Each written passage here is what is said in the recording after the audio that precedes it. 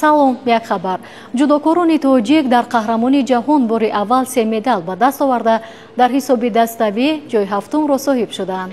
дар ин мусобиқа Эмомалӣ Нуралӣ, ҷудокори хушноми тоҷик, бори аввал ба гирифтани медали нуқра шарафёб гардид. ин аввалин медали нуқра барои Тоҷикистон аз қаҳрамони ҷаҳон оид ба ҷудо аст.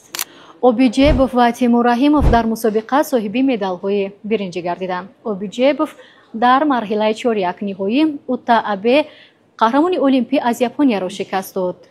Тимур Раҳимов бошад барои медали биринҷӣ ноиб қаҳрамони пешини ҷаҳон Ошанги Кокаури Озариро 8 сония қабл аз анҷоми рақобат шикаст дод. бо тарофаи суперқувва аз ин мобайл интихоб дар дасти туст. Дар ихтиёри ту 8 суперқувва аст, ки тибқи хоҳиш метавон пайваст кард. Гигабайтҳо, дақиқаҳо, паём ва ҳатто обуна ба ZTV. Тарофаро бо хоси худ бисоз, суперқувваро пайваст кун. Хабарҳои бештар дар телеграм-канали Азия Плюс.